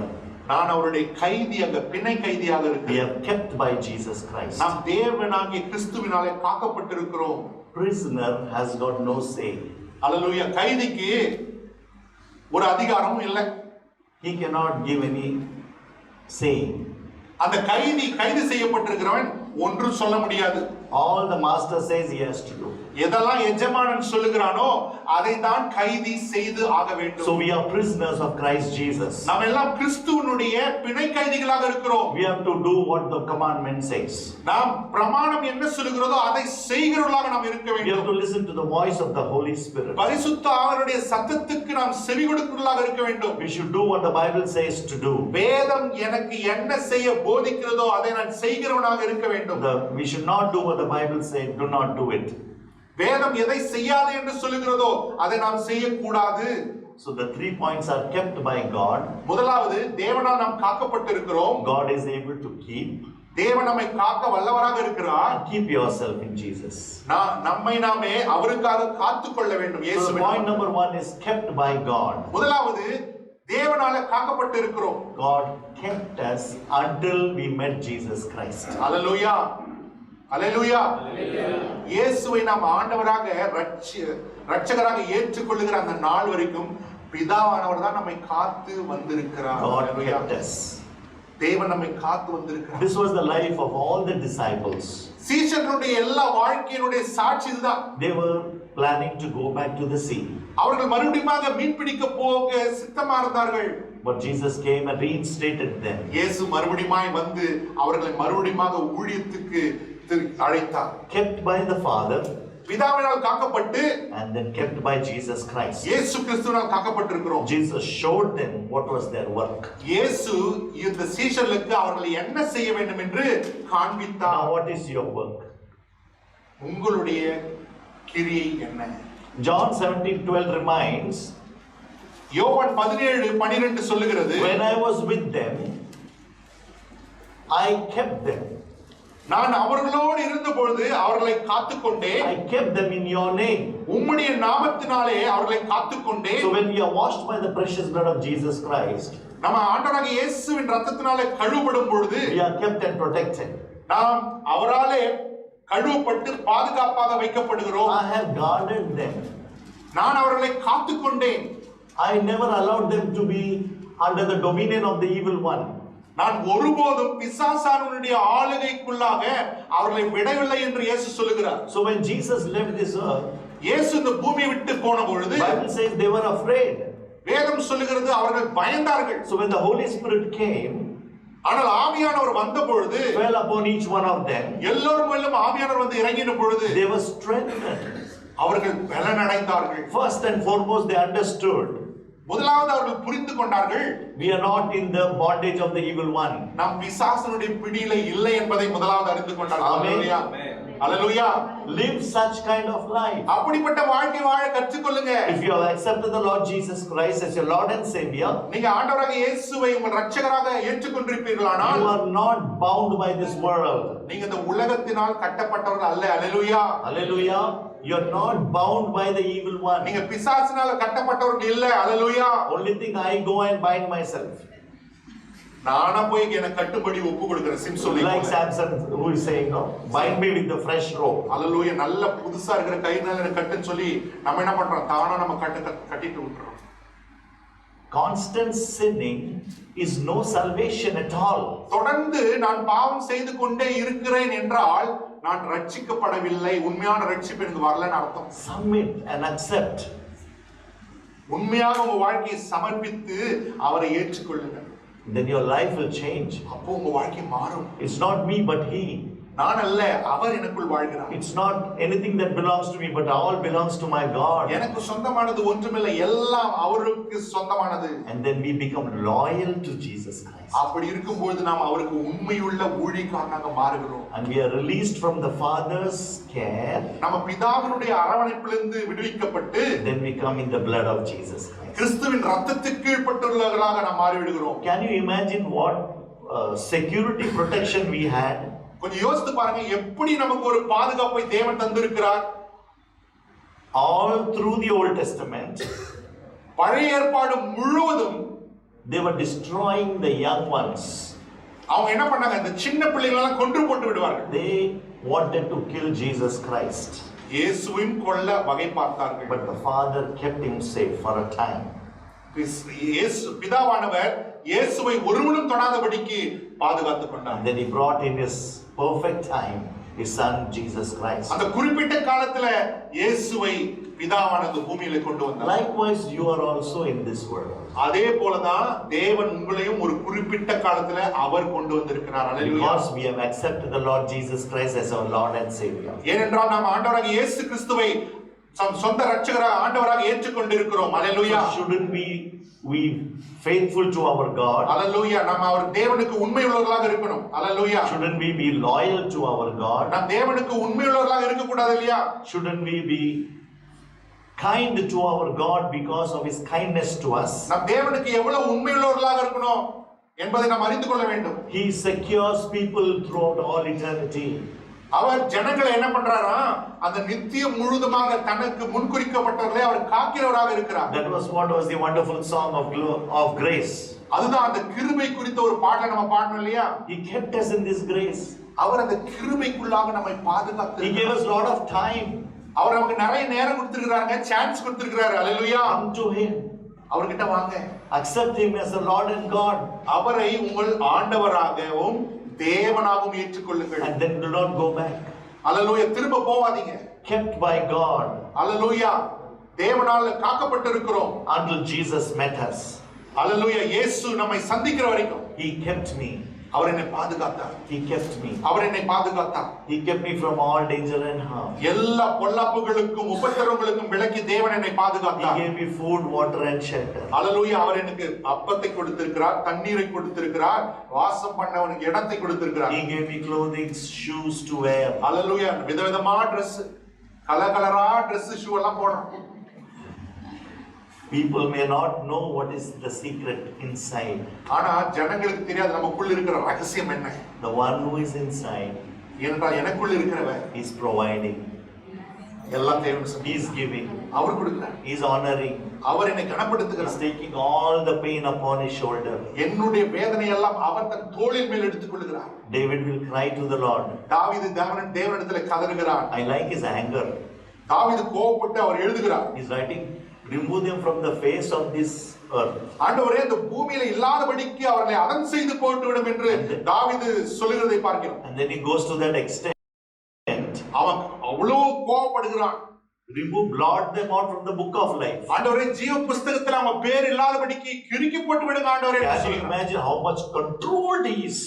கொஞ்சம் யோசித்து பாருங்க, எவ்வளவு அவன் கோபத்தை அடக்கி ஆளுகிறவனாக இருக்கிறான். Somebody saying one sentence against us, யாருன்னா ஒருத்தர் நமக்கு விரோதமா ஒரு சென்டென்ஸ் சொல்லிட்டா போதும். we will give to at least two, no? Minimum two, right? Be fair here, come on. Let us be true to our God anywhere outside and inside the church also. ஆமா இல்லையா தம்பி? Correct, உண்மைதானே? ஆமா இல்லையா? ஆமா சொல்றேன். இல்ல நானும் ஆமா சொல்றேன் உங்களுக்கு. Be fair, be clear, be loyal to our God. நிஜம்தான். Amen. Hallelujah. See, we have to be free in the Lord. ஏன்னா கர்த்தருக்குள் சுயாதீனம் உள்ளவர்களாக இருக்க வேண்டும். If there is anything here, இங்க எதனா இருந்துச்சுன்னா no smile. If there is here, we will not meet people. நம்ம உள்ளத்துல ஏதாவது நமக்கு வேதனை வலிதான் நம்ம ஜனங்களை சந்திப்பதில்லை. If the spirit is corrupt, ஆனா நம்ம ஆவி கலங்கின போது total disaster. நம்ம என்ன பண்றோம்? துக்கப்பட்டு விடுகிறோம், மாறுபட்டு விடுகிறோம். Let us be in Christ Jesus. கிறிஸ்துவுக்குள் காணப்படுவர்களாக நம்ம இருக்கோம். Let us work what work He has given for us. அவர் நமக்கு என்ன கிரியை செய்யும்படி கொடுத்திருக்கிறாரோ அதை செய்கிறவர்களாக நம்ம இருப்போம். What is the work? Examples I'll give you. என்னெல்லாம் வேலை நமக்கு ஆண்டவர் கொடுத்திருக்கிறாரு? சில எடுத்துக்காட்டுகளை One சொல்றேன். of our church member brother, he called and testified that uncle I wrote 3 songs. So ஒரு சகோதரன், நம்ம சபையில இருக்கிற ஒரு சகோதரன் பிரதரை கால் பண்ணி சொன்னாங்க, நான் 3 பாடலை எழுதுறேன். That is the work God has given to us. அது தேவன் நமக்கு கொடுத்திருக்கிற ஒரு வேலை. Anything to write? ஏதாவது எழுதணுமா? Are you a writer? நீங்க உங்க எழுதுகிறவர்களா? Write something. தேவனுக்கென்று ஏதாவது எழுதுங்க. Let people know. ஜனங்களுக்கு தெரியட்டும். Or you want to serve in singing or music, or you want to share the word of God or teach the word of God, come out and do it in Jesus' name, but under the pastor, under the church. நீங்க பாடணுமா, வாசிக்கணுமா, பிரசங்கம் பண்ணணுமா, போதிக்கணுமா, சீஷத்துவம் பண்ணணுமா, எல்லாவற்றையும் நீங்க தாராளமாய் வந்து செய்ய முடியும். Come and talk to the pastor first. போதகர் இடத்துல வந்து பேசுங்க, பெரியவங்க கிட்ட வந்து பேசுங்க. Do not go grazing here and there in other man's field. ஹalleluya. மத்த இடத்துலலாம் போய் சுத்தி கொண்டு வராதீங்க. டீசெண்டா சொன்னா நீங்க இல்ல அந்த சபை நீங்க ரொம்ப நல்லவங்க. அந்த சபை பத்தி சொல்றேன். We are children of God. நீங்க தேவனுடைய பிள்ளைகள். Let our life be transparent. நம்முடைய வாழ்க்கை தேவனுக்கு முன்பாகவும் மனிதருக்கு முன்பாகவும் திறந்த வெள்ளி புத்தகமாக இருக்க வேண்டும். Let us be true to one another. ஒருவருக்கு ஒருவர் உண்மையுள்ளவர்களாக நாம் இருக்கணுங்க. Let us true to my own self. எனக்கு நான் உண்மையுள்ளவனா இருக்கணும் first. Hello. We are lucky we have conscious and subconscious mind. ஹalleluya. நமக்கு சப்கான்ஷியஸ் மைண்ட் ஒன்னு இருக்குது, கான்ஷியஸ் மைண்ட் ஒன்னு இருக்குது. Conscious will play. நம்முடைய மனசாட்சி சம நேரத்துல நம்ம கூட கேம் ஆடும். Subconscious is like constitution, law, rules, regulations. ஆனா நமக்குள்ள இருக்கிற அந்த சப்கான்ஷியஸ் மைண்ட்னா அந்த பிரமாணங்கள், நீதி, நியாயங்களை குறித்து நமக்கு உணர்த்தும். மனசு போகும் ஆனா இருதயம் போகாது. மைண்ட் ஒண்ணு சொல்லுது செய்யணும்னு சொல்லி, ஆனா இருதயம் சொல்லுது வேணான்னு. But the spirit, ஆனா நம்முடைய நமக்குள்ள இருக்கிற தேவன் வைத்திருக்கிற அந்த ஆவி is all totally Godward. அல்லேலூயா, அது முழுதுமாக தேவனை நோக்கி சார்ந்து இருக்க வேண்டும். When we start to live from the spirit, நம்ம ஆவியின்படி நடக்கிறவர்களாக நாம் மாறும் பொழுது, no more play of the conscious and the subconscious. இந்த மனசாட்சியோடு கூட அந்த சப்கான்ஷியஸ் மைண்டோடு கூட நம்ம விளையாட முடியாது. That inner man will always submit to the word and the Holy Spirit. நமக்குள்ள இருக்கிற அந்த உள்ளான மனிதன் வசனத்துக்கும் ஆவியானவருக்கும் மாத்திரமே கீழ்ப்படிவான். God is able to keep us until the future. நம்ம அந்த எதிர்காலம் வரைக்கும் தேவன் நம்மை காத்துக்கொள்ள வல்லவராக இருக்கிறார். We are kept by Jesus Christ. நாம் கிறிஸ்துவினால பாதுகாக்கப்பட்டிருக்கிறோம். We are not the ones keeping it. நாம் நம்மை நாமே பாதுகாத்துக் கொள்ளுவர்கள் அல்ல. We are not the ones keeping it. நாம் நம்மை நாமே பாதுகாக்க நம்முடைய பலத்தினால இல்லைங்க. We cannot do on our own strength and means. நம்முடைய பலத்தினாலும் பராக்கிரமத்தினாலும் நம்மால ஒண்ணும் செய்ய முடியாது. It is the word, that is Jesus Christ, who is keeping us. கர்த்தருடைய வார்த்தையான இயேசு கிறிஸ்துவே நம்மை காத்திருக்கிறார். அல்லேலூயா. In layman's word, what is the key for our moving? சுலபமான வார்த்தையில சொல்லணும்னா, நான் மூவ் பண்றதுக்கு எதுங்க கீ? அந்த சின்ன பொம்மையில கீ கொடுப்பாங்க. பாத்தீங்களா, சின்ன பொம்மை கீ கொடுத்தா ஓடும் பாத்தீங்களா? என்னப்பா பிரதர், இவ்வளவு பெரிய ஆட்கள் நாங்க, நீங்க இவ்வளவு எக்ஸாம்பிள் சொல்றீங்க. அல்லேலூயா. அந்த கீ கொடுத்தா தான் அது ஓடும். அது if you turn the key one day it will run. So the word of God is the key for us. அதே போல இந்த கர்த்தருடைய வசனமானது நம்மை நடத்துகிற ஒரு சாவியாக இருக்கிறது. The more we read the word of God, the more our thinking, attitude, decisions go away. அல்லேலூயா. நம்ம எவ்வளவாக கர்த்தருடைய வசனத்தை தியானிக்கிறோமோ அவ்வளவாக என்னுடைய சிந்தனைகள், யோசனைகள், நோக்கங்கள் எல்லாம் என்னை விட்டு போய்விடும். So we are not keeping ourselves. நாம் நம்மை நாமே பாதுகாக்கிறவர்கள் அல்ல. But the word of God is keeping us. கர்த்தருடைய வசனம் தான் என்னை பாதுகாக்கிறது. That's why read more, pray more. அதனால தான் நான் சொல்லுகிறேன், அதிகமாக வேதத்தை தியானிங்கள், அதிகமாக ஜெபம் பண்ணுங்கள். When you accepted the Lord Jesus Christ new, நீங்க புதுசா இப்பதான் ஆண்டவரை இயேசுவை ஏற்றுக்கொண்டிருப்பீர்களானால் there will be too many questions. நிறைய கேள்விகள் வரும். And then we start to read more. அப்ப நிறைய வசனத்தை வாசிப்போம். We like to sing more. நிறைய பாடுவோம். And then over a time period, அப்போ ஒரு காலகட்டம் வரும் பொழுது questions will wax and wane. அந்த கேள்விகள் எல்லாம் நம்மை விட்டு விலகிவிடும். Songs will be far away word. அந்த பாடுன அந்த பாடெல்லாம் தூரம் அப்படியே போயிடும். And then we again come back. மறுபடியும் திரும்ப வருவோம். This is the spiritual condition of people around. இதுதான் நம்மை சுற்றிலும் இருக்கிற ஆவிக்குரிய ஜனங்களுடைய ஆவிக்குரிய நிலைமை. When we are chosen by God, நாம் தேவனால முன்குறிக்கப்படும் பொழுது that same love, joy and peace is given for all. தேவனுடைய அன்பு, சமாதானம், சந்தோஷம் எல்லோருக்கும் சரிசமமாக கொடுக்கப்படுகிறது. When we drift from the purpose of God, தேவன் நமக்கு வைத்திருக்கிற அந்த நோக்கத்தை விட்டு நாம் நகர்ந்து போகும் பொழுது, and we indulge more in our worldly affairs, உலக வாழ்க்கையில மூழ்கி போகும் பொழுது, we take diversion like the flight. The flight radarல செஞ்சோம், கொஞ்சம் அப்படி காத்தடிச்சா எங்க போகும் பாத்தீங்களா? Have you seen the flight when this more thunder is there, wave is there, the flight wavers? Let us not be wavering. நம்ம அது போல காற்றினால் அலைகிற அந்த படகை போல இல்லாம We are kept by the Father. நாம் பிதாவினால And காக்கப்பட்டிருக்கிறோம். now we are kept by Jesus நாம் Christ. இப்பொழுது கிறிஸ்துவினால காக்கப்பட்டிருக்கிறோம். There are some examples I'd like to read. சில எடுத்துக்காட்டுகளை உங்களை வாசிக்க விரும்புகிறேன். Acts chapter 13 verse 22 to 25. அப்போஸ்தலர் நடபடிகள் 22 13:22 to 25. அப்போஸ்தலர் நடபடிகள் 13 20 லிருந்து 25. Two examples, two characters. ரெண்டு கதாபாத்திரங்களை குறித்து நாம் தியானிக்கிறோம். 20 லிருந்து 25 சிஸ்டர் பிரதர் யாரன படிக்கலாம். And afterward they asked for a king, so God gave them Saul the son of Kish, a man of the tribe of Benjamin, for 40 years. And when he had removed him, he raised up for them David as king, to whom also he gave testimony and said, I have found David the son of Jesse, a man after my own heart, who will do all my will. Who will do all my will. My will. This was what God had kept for David.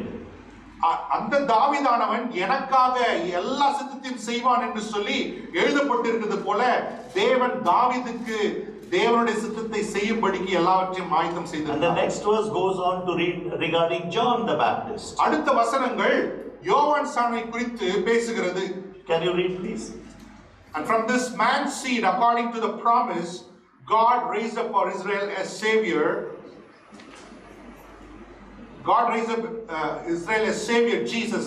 After John had first preached before his coming, the baptism of repentance to all the people of Israel. Now what John did now, யோவான் ஸ்நானகன் என்ன செய்தாருங்க? see David did what God told him to do. தாவீது தேவன் என்ன செய்ய சொன்னாரோ அதை சரியாக செய்து முடித்தார். And John what he did? யோவான் என்ன செய்தார்? He was only baptizing. அவர் வெறும் ஞானஸ்தானம் கொடுக்கிறவரா வந்தார். He did no sign. அவர் அற்புத அடையாளம் ஒண்ணுமே பண்ணல. But what he said about Jesus came true.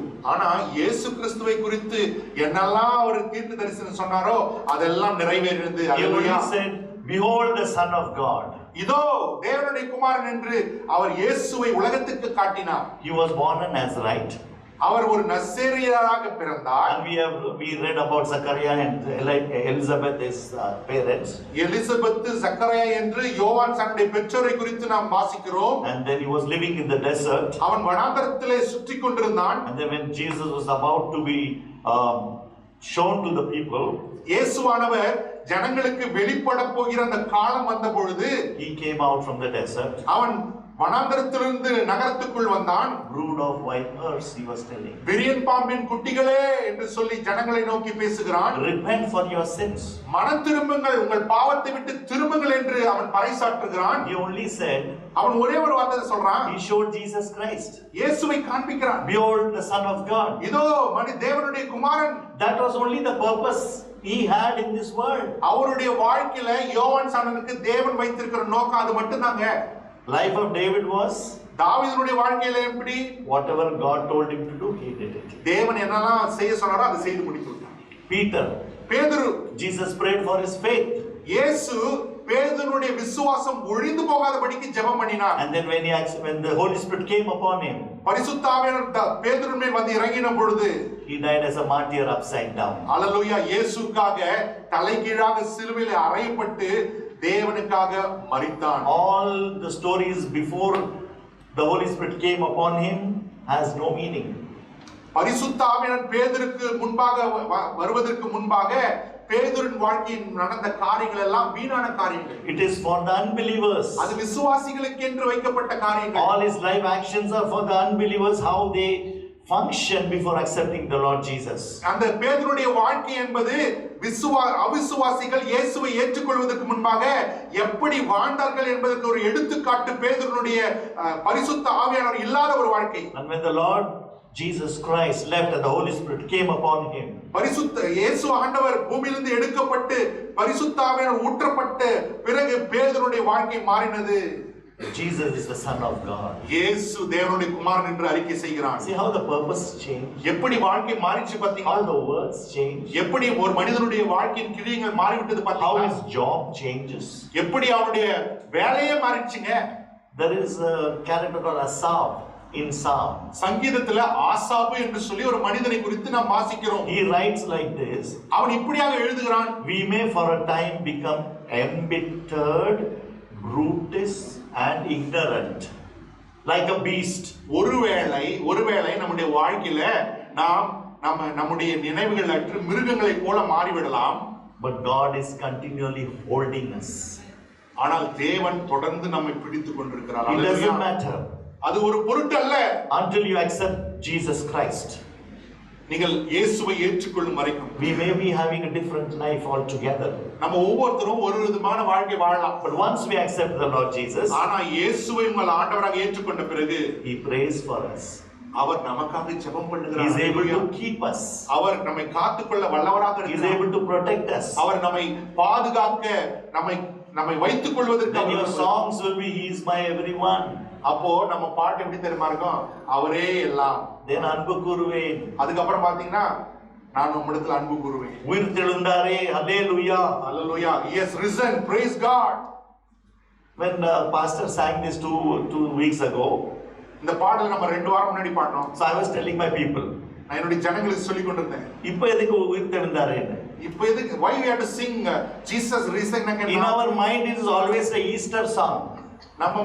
நம்ம மைண்ட்ல எப்ப தெரியுமா இருக்கும்? ஈஸ்டருக்கு ஒரு பாட்டு பாடுவோம், குட் ஃப்ரைடேக்கு ஒரு பாட்டு பாடுவோம், கிறிஸ்மஸ்க்கு ஒரு பாட்டு பாடுவோம். It is every day உயிர் தெழுந்தாரு. ஹalleluya. ஆனா அப்படி அல்ல.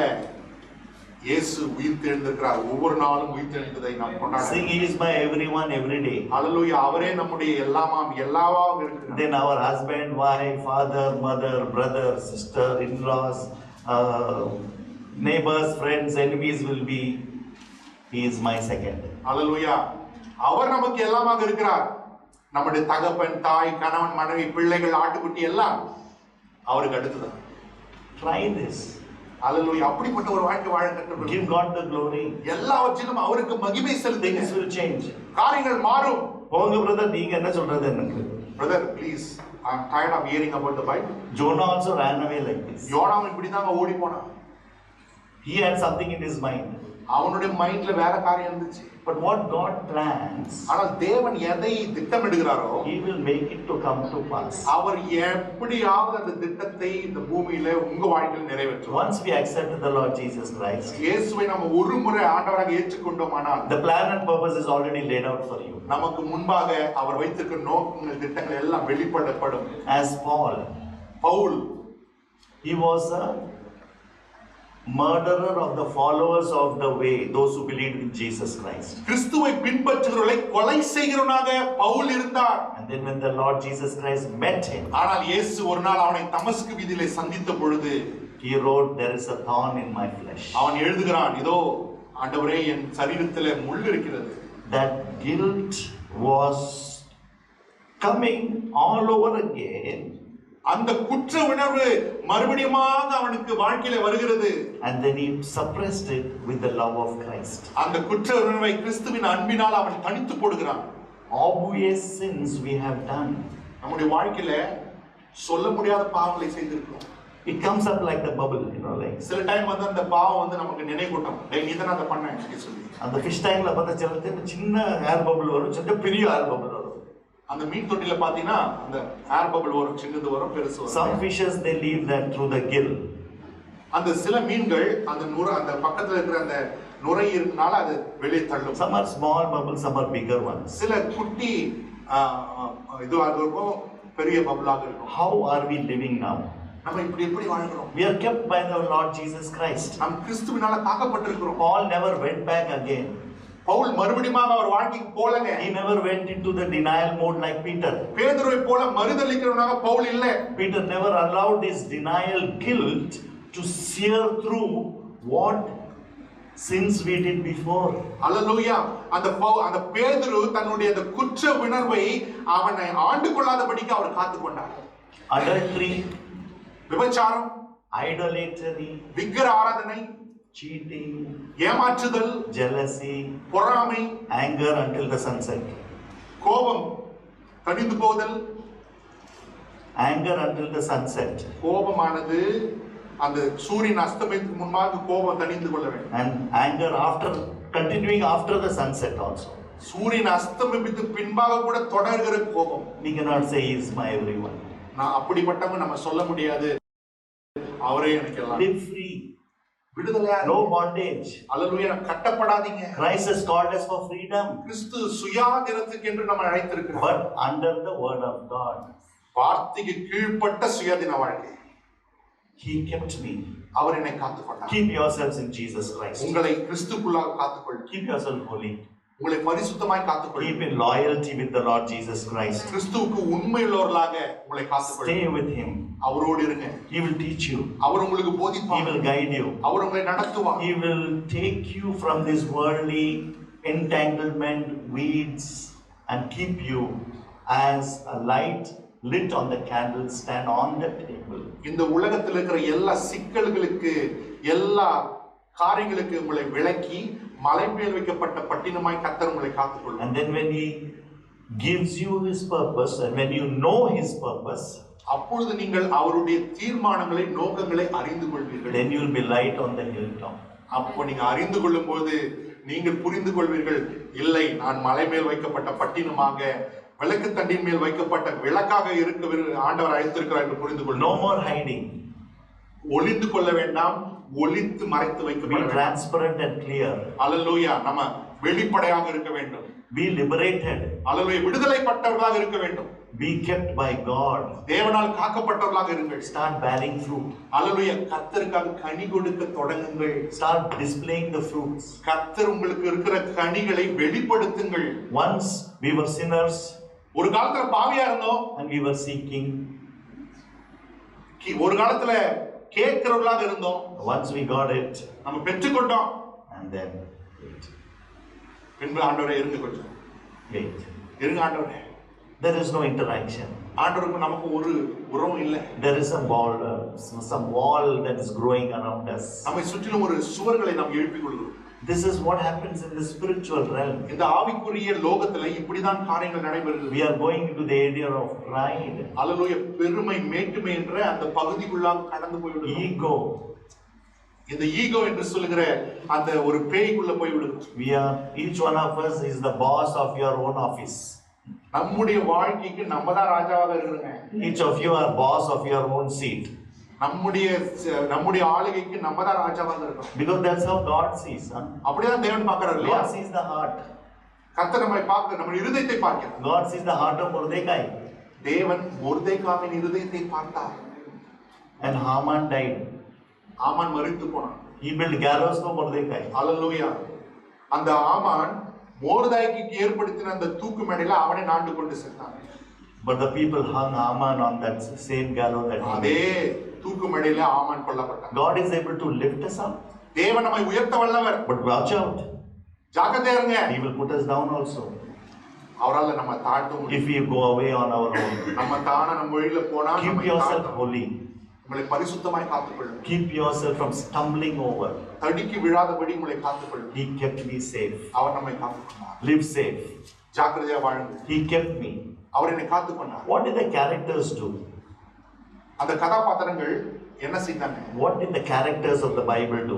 வேதத்தில் இருக்கிற கதாபாத்திரங்கள் என்ன செய்தார்கள்? They were living their own lives. அவங்க எல்லாரும் அவங்க வாழ்க்கை வாழ்ந்து கொண்டிருந்தாங்க. And then God comes and calls them. தேவன் வந்து அவரோடு இடைப்படுகிறார். Okay, now you understand what is your purpose. அப்போ உங்க வாழ்க்கையில உங்க நோக்கம் என்ன என்பதை புரிந்து கொள்ளுங்க. If you don't know, உங்களுக்கு தெரியலனா ask the Lord. தேவனிடத்தில் கேளுங்க. Ask God, what is my purpose on this earth? ஆண்டவரே, இந்த பூமியில நான் எதுக்காக இருக்கிறேன், என்னுடைய நோக்கம் என்ன என்பதை தேவனிடத்தில் கேளுங்க. You saved me and you gave me. ஆண்டவரே, நீ என்னை ரட்சித்து கொடுத்தீர். You gave me everything in life. என் வாழ்க்கையில எல்லாத்தையும் கொடுத்தீங்க I ஆண்டவரே. want to do something for the Lord. உங்களுக்காக நான் ஏதாவது செய்யணும். I want to do something for the நான் உங்களுக்காக Lord. ஏதாவது செய்யணும். Start asking this question to the Lord. ஆண்டவர்கிட்ட இந்த கேள்வி நீங்க கேளுங்க. And He will reveal it to you. அவர் உங்களுக்கு வெளிப்படுத்துவார். Many are soul winners. நிறைய பேர் ஆத்மாவை ஆதாயப்படுத்துறவர்கள் இருக்கிறீர்கள். Bible says they are wise. வேதம் சொல்லுகிறது அவர்கள் ஞானவான்கள். That is what the work they got. அந்த வேலையை தான் அவர்கள் பெற்றுக்கொண்டார்கள். That is what they have got, and they should continue to do this. அதை தான் பெற்றுக்கொண்டார்கள், அதை தான் தொடர்ந்து அவர்கள் செய்தார்கள். Fivefold ministries are there. 5 விதமான ஊழியங்கள் வேதத்தில் குறிப்பிடப்பட்டிருக்கிறது. Pastors does his work till he goes on. மேய்ப்பர்கள் அவர்கள் தாங்கள் போய் சேர்கிற இடம் வரைக்கும் தன்னுடைய ஊழியத்தை செய்கிறார்கள். That is what God has called them for. அதுதான் தேவன் அவர்களுக்கு அதை அழைத்திருக்கிறார். And when God called Adam and Eve, தேவன் ஆதாமையும் ஏவாமையும் அழைத்த பொழுது they disobeyed him. தேவனுக்கு கீழ்ப்படியாமல் போனார்கள். Cain killed his brother. Cain தன் சகோதரனை கொன்று போட்டான். What was the purpose of Adam and Eve and Cain? ஆதாமும் ஏவாளும் காயினுடைய நோக்கம் என்னங்க? They fell short of the glory of God. தேவன் மகிமை குன்றி போனார்கள். And then God granted another son. தேவன் மறுபடியும் அவர்களுக்கு குமாரனை கொடுத்தார். They named him Seth. சேத் என்று பெயரிட்டார்கள். His name was granted. ஏனென்றால் அதனுடைய அர்த்தம் என்றால் கொடுக்கப்பட்டது. God granted life to man. தேவன் மறுபடியும் மனிதனுக்கு ஜீவனை So கொடுத்தார். the godly line of Seth continued. அந்த தேவனுடைய சந்ததியாகிய சேத்தினுடைய சந்ததி தொடர்ந்தது. And then in his line comes Noah.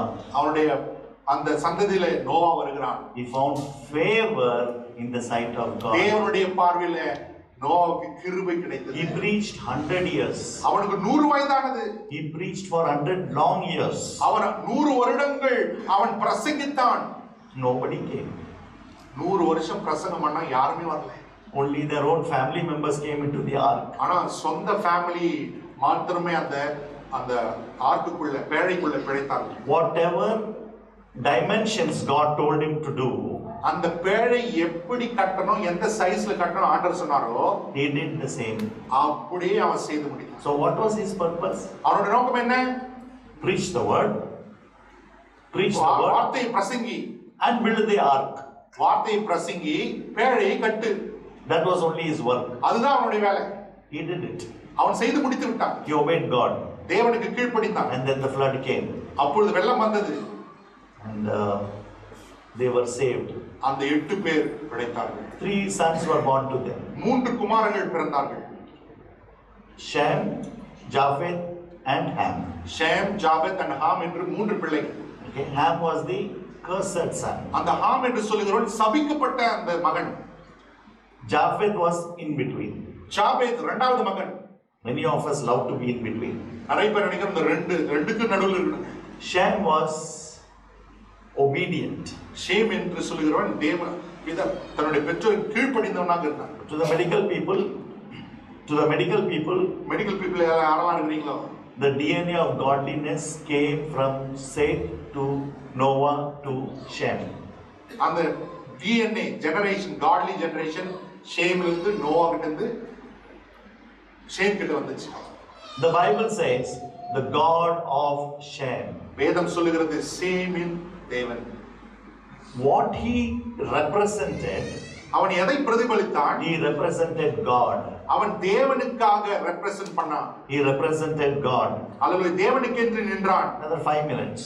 முடித்து விடுவோம். It's very important for you. நல்லா புரிந்து கொள்ளுங்கள். Children, catch this. பிள்ளைகளே, வாலிப பிள்ளைகளே, இதை நன்றாக கவனியுங்கள். Then comes the great Abraham. அதற்கு பின்பாக ஆபிரகாம் வருகிறார். He lived for 75 years. 75 வருடங்கள் வாழ்கிறார். He married அவர் திருமணம் செய்கிறார். and no children. பிள்ளைகள் இல்ல. From age 75 to 100. 75 இலிருந்து 100 வயது. At the age of 75, God talked with him. 75 வயதுல தேவன் ஆபிரகாமோடு இடைபடுகிறார். And he promised that I will give you a son. நான் உனக்கு குமாரனை கொடுப்பேன் என்று சொல்லி வாக்கு பண்ணுகிறார். 25 years of waiting. 25 வருடம் காத்திருப்பு. It's too much. ரொம்ப வருஷம் தான் இல்லையா? But he waited. ஆனால் காத்திருந்தான். But in between, he had another option. நடுவுல அவருக்கு வேற ஒரு ஆப்ஷன் வந்துச்சு. Given by his beautiful and obedient wife. கீழ்ப்படிதலும் அழகும் உள்ள தன் மனைவி கொடுத்த அந்த ஆலோசனை. But what he did was, அவன் என்ன செய்தான் தெரியுமா? his father was an idol maker. ஆபிரகாமுடைய தகப்பன் விக்கிரகங்களை செய்து விற்கிறவனாக இருந்தான். In between this, இதுக்கு நடுவுல he heard a voice. அவர் ஒரு சத்தம் கேட்டது. Abraham, ஆபிரகாமே, ஆபிரகாமே, leave your nation உன் தேசத்தை விட்டு and come out. வெளியே புறப்பட்டு வா. That's why he's termed as righteous. அப்படிதான் அவன் நீதிமான் என்று அழைக்கப்பட்டான். That was his purpose. அதுதான் அவனுடைய நோக்கம். That was all he did. அதுதான் அவன் செஞ்சாங்க. He understood there is a living God. அவனுக்கு ஒரே ஒரு காரியம் புரிஞ்சது, தெரியும், ஜீவனுள்ள தேவன் ஒருத்தர் இருக்கிறாரு. Similarly, our life we are leading now. நம்ம வாழ்க்கை அதே மாதிரி தான் இருக்குது. What is the purpose? உங்க வாழ்க்கை நோக்கம் என்ன? God promised this man that I will take your generation to a place. ஆண்டவர் ஆபிரகாமுக்கு வாக்கு கொடுக்கிறார், உன்னுடைய சந்ததியை நான் பாலும் தேனும் ஓடுகிற தேசத்துக்கு கொண்டு போவேன். God remembered it for 430 years. ஆண்டவர் 430 வருடம் வரைக்கும் அதை நினைவு கொண்டிருந்தார். And then he remembered his covenant to Abraham. அப்பொழுது 430 வருடங்கள் கழித்து ஆபிரகாமோடு செய்த உடன்படிக்கையை தேவன் நினைவு கூர்ந்தார். Again he married another woman. அவன் மறுபடியும் இன்னொரு ஸ்திரீயை திருமணம் செய்தான். All these didn't matter. அதெல்லாம் நமக்கு தேவையில்லை. But that is very important. ஆனா அது நீங்க புரிந்து கொள்ள வேண்டும். God has placed one man and one woman as husband and wife. தேவன் ஒரு மனிதன் ஒரு ஸ்திரியை கணவன் மனைவியாக இணைத்திருக்கிறார். He understood there is a living God. அவன் புரிந்து கொண்டான் தேவன் ஜீவனுள்ள தேவன் ஒருவர் உண்டு. That's why he is righteous. அதனால தான் அது நீதிமான் என்று அழைக்கப்பட்டான். His son Isaac was a very important character. அவனுடைய குமாரனாகிய ஈசாக்கு ஒரு நல்ல கதாபாத்திரம். He was the whole people of Israel. அந்த ஈசாக்கு தான் அந்த இஸ்ரவேலின் முழு கூட்டமாக அவன் ஒருவன் மாத்திரம் இருந்தான். He was loved by God and loved by his father. தன்னுடைய தகப்பனாலும் தேவனாலும் அதிகமாக நேசிக்கப்பட்டவன் ஈசாக்கு. He was like Jesus Christ. அவன் இயேசுவுக்கு ஒப்பாக கூறப்படுகிறவன் ஈசாக்கு. He gave himself to his father, said, do whatever you want with me. அவன் தன்னையே அந்த மோரியா மலையின் மேல் ஆபிரகாம் பலியாக கொடுக்கும் பொழுது ஈசாக்கு தன் தகப்பனிடத்தில் தனியே ஒப்பு கொடுத்து விட்டான். That is all he did in this world. அதுதான் அந்த உலகத்தில் அவன் செய்த காரியம். He bore 2 sons. அவனுக்கு 2 குமாரர்கள் பிறந்தார்கள். ஈசா married a Canaanite woman. ஒரு கானானிய ஸ்திரியை மணந்து கொண்டு அவன் வழியாக போய்விட்டான். He went into the evil line. அவன் அந்த துன்மார்க்கமான அவபக்தி உள்ள சந்ததிக்குள்ளாக கடந்து சென்று விட்டான். The great Jacob cheats his own father and runs away.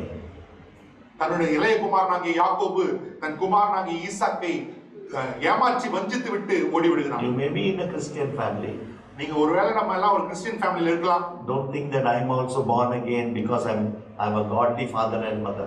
ஒருவேளை நம்ம நினைத்து கொண்டிருக்கலாம் நான் கிறிஸ்டியன் ஃபேமிலில பிறந்துட்டேன், எங்க அப்பா அம்மா ரொம்ப ஜெபம் பண்றாங்க, கோயிலுக்கெல்லாம் போறாங்க, ஆனால் நானும் மறுபடியும் பிறந்துட்டேன் என்று நம்ம நினைத்து கொண்டிருக்கலாம். Jacob cheated.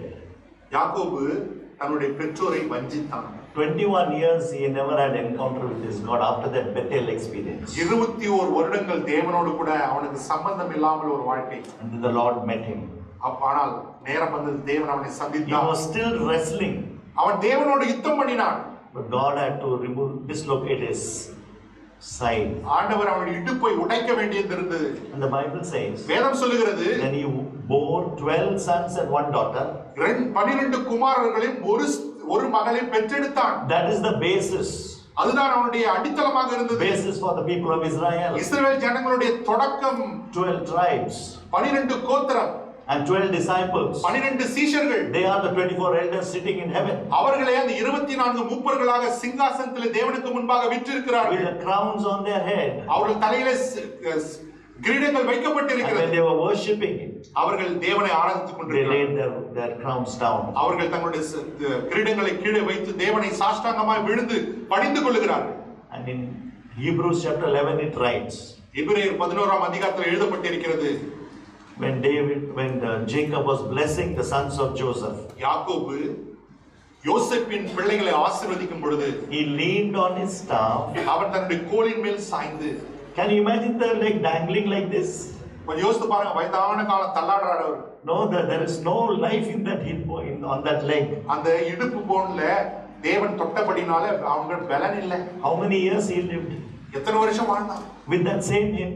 அதே உடைந்து போன அந்த இடுப்போடு வாழ்ந்தான். Do not be hard-hearted with your God. தேவனோடு கூட கடினமுள்ள இருதயம் இல்லாதவர்களாக இருங்கள். Give yourself to the Lord. தேவனுக்கு உங்களை விட்டுக் கொடுங்கள். Otherwise he will break the bone. இல்லனா அவர் எலும்பு உடைச்சிடுவாரு. Can you imagine 40 years, 50 years living just with the staff and the leg is dangling like this? கொஞ்சம் யோசித்து பாருங்க, 40-50 வருஷம் அந்த உடைந்து போன இடுப்போட தள்ளாடமான வாழ்க்கை. Medical people will say we can amputate it now. நம்ம சொல்லலாம் அது காலை கட் பண்ணி எடுத்துலாம். During those days it was tough. ஆனா அந்த காலகட்டத்துல ரொம்ப கஷ்டமான காரியம். He did his work. அவன் தன்னுடைய கிரியை செய்து முடித்தான். He saw eternal life. அவன் நித்திய வாழ்க்கையை கண்டான். And showed the way to the tribes of Israel. இஸ்ரவேல் தன்னுடைய கோத்திரத்துக்கு அந்த வழியை காண்பித்தான். மோசே he saw Canaan. கானான் தேசத்தை கண்டான். And that is what the life of Moses is all about. மோசேனுடைய வாழ்க்கை அவ்வளவுதான். தாவீது when he did in his time, அவனுடைய காலகட்டத்தில் அவன் எல்லாவற்றையும் செய்து முடித்தான். He was termed as a man after God's own heart. தேவன் அவனுக்கு ஒரு வார்த்தை கொடுத்தார், எனக்கு இருதயத்துக்கு பிரியமானவன். He prepared everything for the house of God. தேவனுடைய ஆலயம் கட்டப்படுவதற்கு என்னெல்லாம் தேவையோ அதை எல்லாவற்றையும் அவன் ஆயத்தம். That was the purpose of David. அதுதான் தாவீதுனுடைய நோக்கம். He did whatever God told him. அவன் தேவன் சொன்ன எல்லாவற்றையும் செய்து முடித்தான். He brought polygamy in Israel. அந்த தாவீது என்ன பண்ணா, பல இன சேர்க்கையே இந்த இஸ்ரவேல் தேசத்துல அவன் தான் கொண்டு வந்தான். He had many wives. அவனுக்கு நிறைய பெண்டாட்டிகள் இருந்தார்கள். His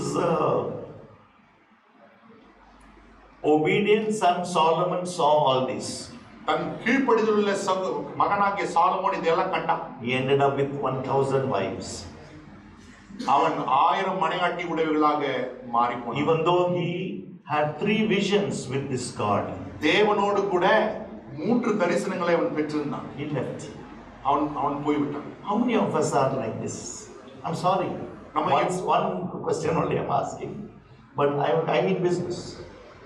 I mean to do the service for my God. அல்லேலூயா. தேவனுக்கு நம்ம என்ன ஊழியம் செய்றோம் அதான் நம்மளுடைய நோக்கம். Am I one-sided or double-sided? நான் தேவன் பட்சமாக ஒரே பட்சமாக போய் கொண்டிருக்கிறேனா இல்ல இப்படி 2 பக்கமாக ஆடிக்கொண்டிருக்கிறேனா? When David was old, தாவீது வயதான போது We know about David, he was an adulterer and contemplated murderer. நமக்கு எல்லாம் தெரியும் தாவீது விபச்சாரம் செய்தான், கொலை செய்தான். When he was old, when he was feeling cold, அவன் வயதான பொழுது, அவன் குளிர் இருந்த பொழுது they brought a young woman to sleep with him. அவனோடு கூட இருப்பதற்கு அவனுடைய வாலிப பெண்ணை கொண்டு வந்தார்கள். No, to sleep with him, அவனோடு படுப்பதற்கு, to make heat for him. அவனுக்கு உஷ்ணத்தை கொடுப்பதற்கு. This is the freedom we enjoy in Christ Jesus, brothers and sisters. அல்லேலூயா. அப்படிப்பட்ட சுதந்திரத்தை அவன் அனுபவித்து What we are talking straight is what we are enjoying. நம்ம வெளிப்படையா பேசுறோம்ல பாருங்க, அதுதான் freedom in That is Christ. what God wants from each one of us. அதைத்தான் தேவன் நம்மிடத்திலிருந்து எதிர்பார்க்கிறார், வெளிப்படையாக பேசணும். Bible says வேதம் சொல்லுகிறது, he did not sleep with that woman. அவன் அந்த ஸ்திரீயோடு இணையவில்லை.